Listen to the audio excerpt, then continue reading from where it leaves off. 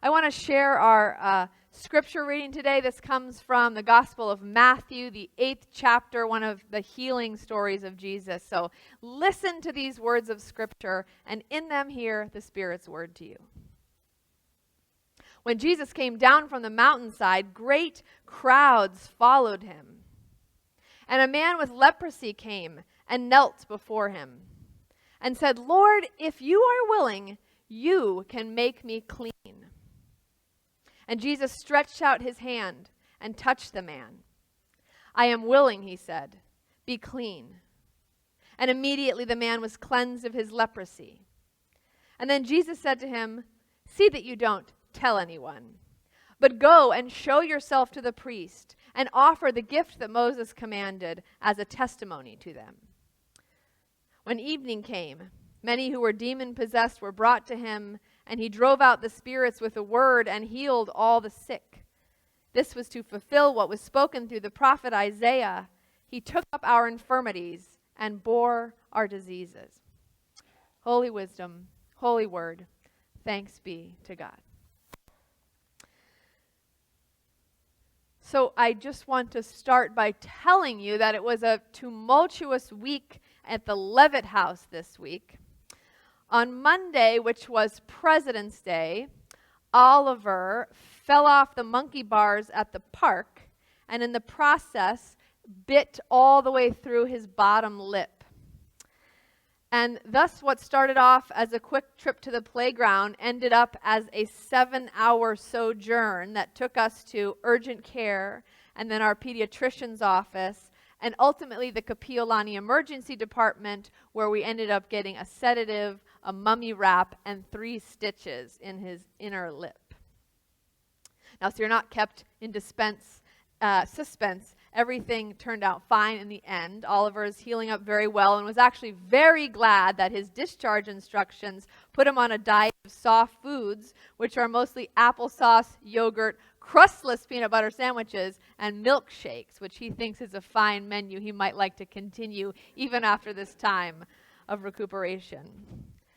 But that said, as it was unfolding, it was a really sad and scary day for us all, as I'm sure you can imagine.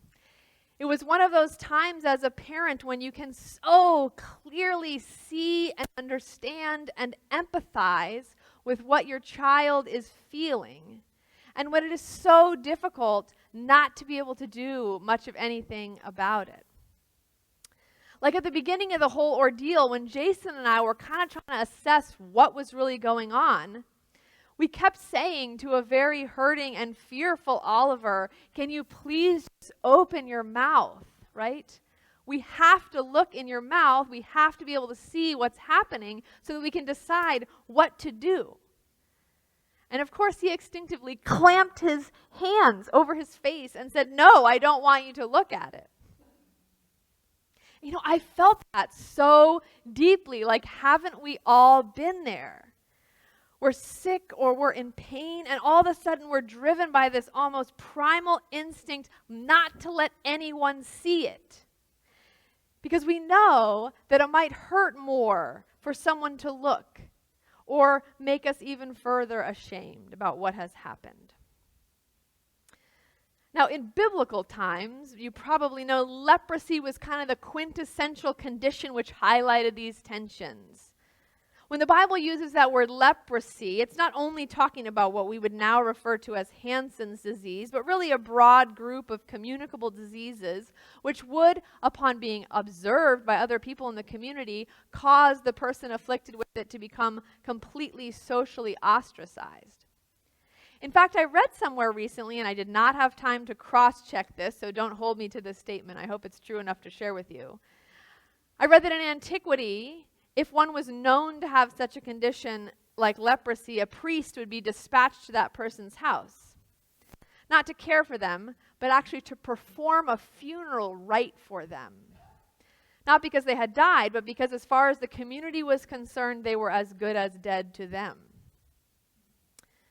Now, perhaps that seems very rigid and unkind. It's always seemed to lack a certain kind of compassion to me until I lived through this era.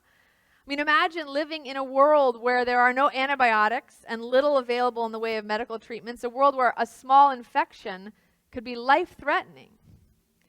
In that world, keeping lepers apart from the rest of society was effectively their form of quarantine, the only way they knew how to keep the rest of the community safe. And so a leper was not just someone with a particular medical condition, but someone bearing a burden of shame and isolation as a result of that condition. All of which makes several aspects of this story we just heard from Matthew even more notable. Particularly the courage of the leper who approached Jesus and demanded healing. The compassion of Jesus to actually touch this man for whom so few felt comfortable to express such tenderness. But also, I think, the curiosity of Jesus' discharge instructions after the man's healing. Now, this is the part of the story I find most interesting, maybe because I'm just in sort of ER discharge mode this week. But I noticed reading the story this time. So Jesus has this encounter with this man, which is actually pretty intimate, right? The man says, "You can choose to make me well." And Jesus says, "I do choose to make you well." And he touches him in this really healing way. And the man is cleansed of his leprosy. And you might think, well, that's it. That's great. Now we can all go back to our lives, or maybe you should eat some soft foods for a while. I don't know what sort of leprosy post-care looks like, but Jesus tells him to do something really curious. He says, "Go now and show yourself to the priest." Now, I think I understand actually the historical context behind this. Having been essentially exiled from the community, one had to undergo some kind of process of like re-entry, so to speak, right? If one were cured of something like leprosy, somebody should vouch for that. You had to get a sign-off from some authority figure saying now it's okay and safe to interact with a regular community. In this case, that's the priest. But just sort of as part of this narrative, reading it this time for me, this act had much deeper meaning and symbolism. Because surely the last thing the man was accustomed to doing was showing himself, showing his skin, showing his body to someone else. As long as he had been unwell, that would have been like the ultimate humiliation, to say, "Here, look at my skin." And in fact, his pain and isolation probably originally began when someone else looked at him and called him unclean. So on top of that also is sort of the fact that it must have been necessary to have some amount of faith that he was actually cured, right? I think any of us who have recovered from disease can attest that anxiety tends to linger a little bit, right? Am I really well? That's the question we ask in the dark of night at 3 o'clock in the morning. Perhaps the man had some of that too. He has to go to the priest and say, "Look, I'm clean." And he has to trust that the priest is going to say, "You're right, I see it too." So in my mind, Jesus' instruction to this man with leprosy, is really a directive to work to reverse and heal all those associations. Like he's telling him to do what was legally and ritual required, yes, but he's also helping him to regain his confidence in showing who he is and trusting that others will see that as well and respond to him with compassion. Which I think perhaps is a helpful directive for all of us too.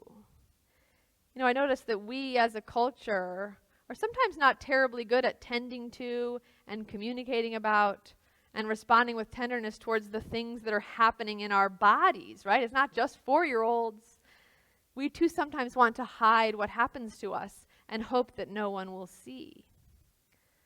But I think what we learn over and over and over again from Jesus' ministries of healing in Scripture is that social and spiritual and physical healing are all interconnected.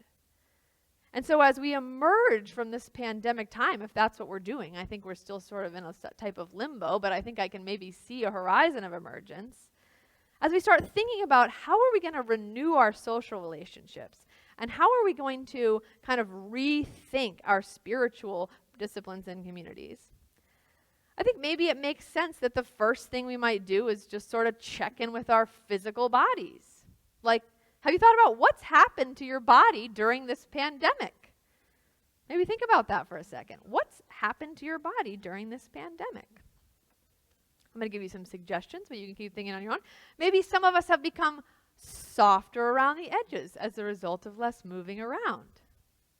Maybe some of us have had more of an opportunity to tend to our physical needs during this time and may find that we are stronger than ever. Maybe some of us carry stress in different parts of our bodies and find that we are now either more spare or that our muscles feel more worn. I know some in our community have faced illness or injury or surgery. Some of us have gotten successful treatments. In this whole year that we've been in this time, some of us were just starting out on the journey of life, while others seem to be nearing its end. All of us have grown a year older. So keep thinking about that, but in all this, I would just encourage us to be aware that what's going on with our physical beings and being aware of our inner dialogue in response to those realities, right? I hear so much, oh man, I gained 10 pounds during the pandemic. It's terrible. Well, we've been through a global trauma, plague, and crisis. I think it's okay if we sort of give ourselves a little benefit of the doubt and time.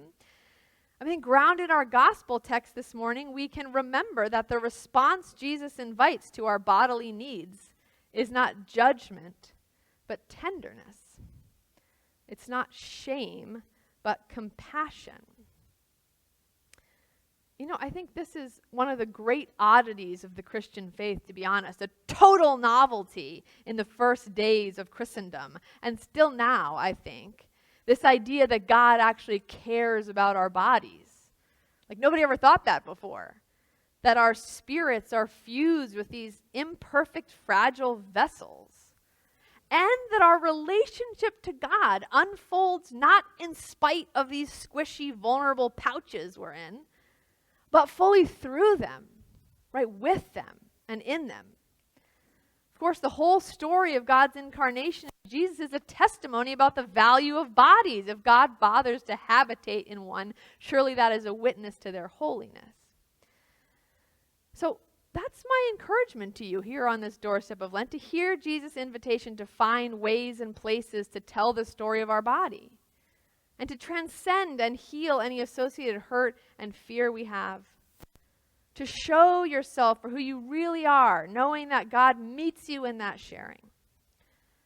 Now you got to pick an appropriate venue for that, of course. Maybe that place is prayer. Maybe that place is our community prayers here. Maybe it's just in some trusting relationships you have formed, which, like Jesus, can hold you with kindness and gentleness, no matter where and how you are.